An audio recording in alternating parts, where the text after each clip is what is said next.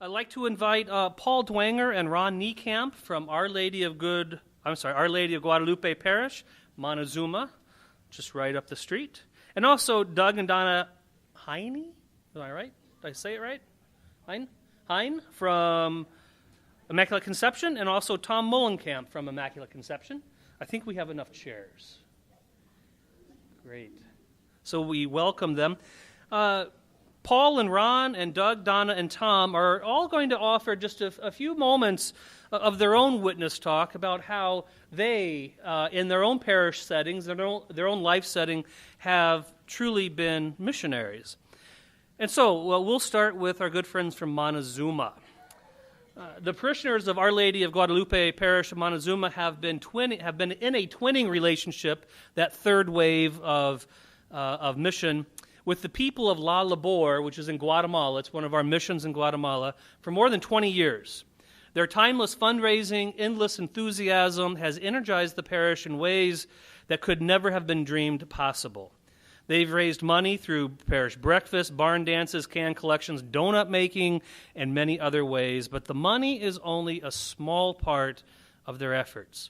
So we welcome Paul Dwenger and Ron Niekamp, are both longtime members of Our Lady of Guadalupe. They and their wives have been active with the Mission Commission since its very beginning, and they are a driving force behind many of the projects. Ron and Paul, welcome.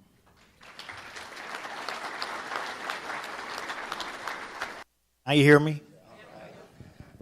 I'm going to stand up. The fathers, the Missionaries of the Precious Blood, have been part of my life, my whole life. I grew up in Glenwood. And so they've guided me my whole spiritual life. And that is something that I need. Without my spiritual life, I wouldn't have a good grasp on stuff with my wife, my family, and everyone else. So that's where it all started. I moved to Our Lady of Guadalupe, and I accepted it. They accepted me. Father Carl Wise and Father Bill Buth were missionaries of the Precious Blood.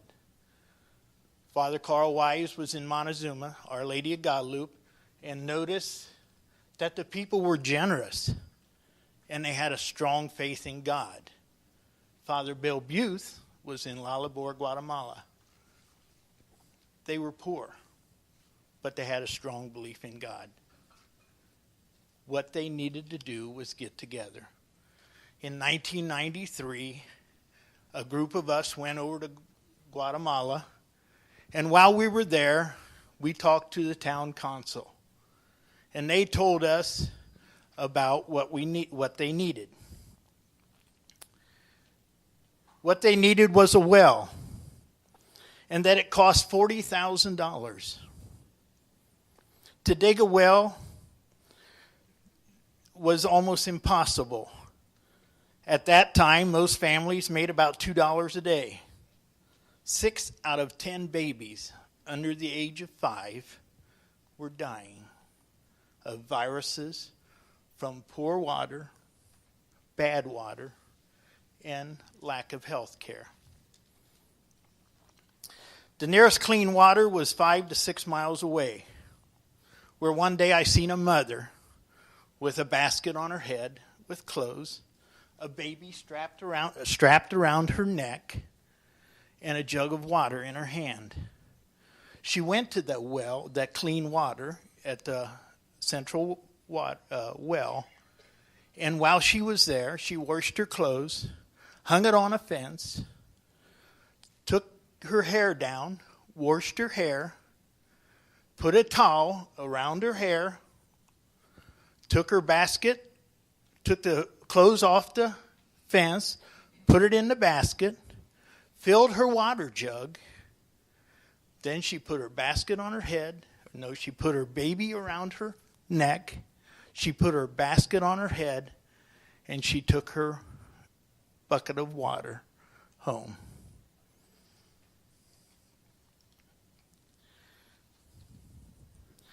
Why $40,000 to dig a well? That's what I wanted to know.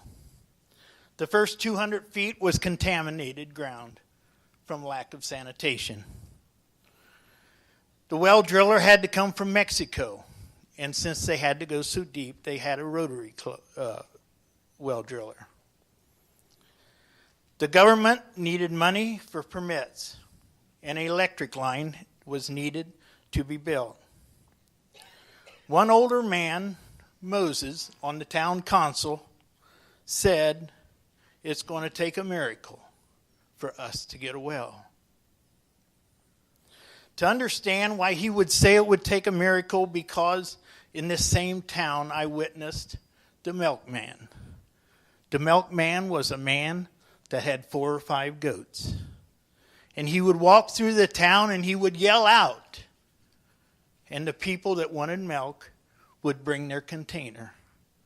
And he would milk the goat.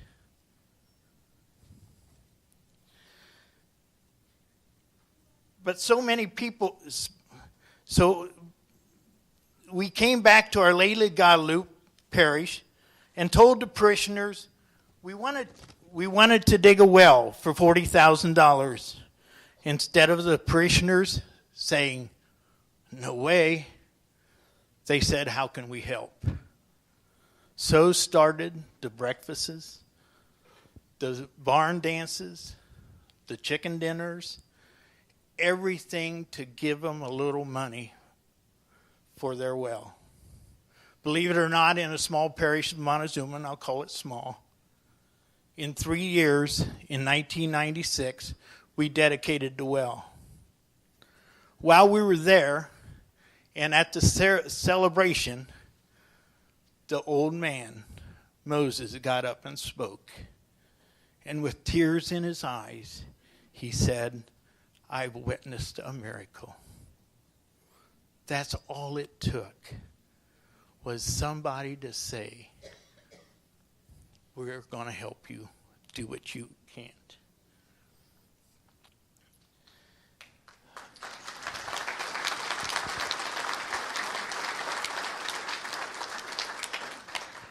Our parish still has breakfasts, and I hope all of you come. It's donations only. So that's the way we started. The reason we started that way and are still doing that way is because the people that maybe cannot help one way can donate a hog, can donate a dozen eggs, can donate the Alder Rosary Society bakes. All that stuff is still donated. And so we don't charge for our breakfasts. It's whatever people can give. In 2010, I was there in 2010. In 2010, I asked the sisters at La Labor that run the health clinics and the schools, what is the mortality rate of the babies under 5? And the sisters said, maybe 1 out of 10 dies. It's amazing what we can do together. Happy birthday.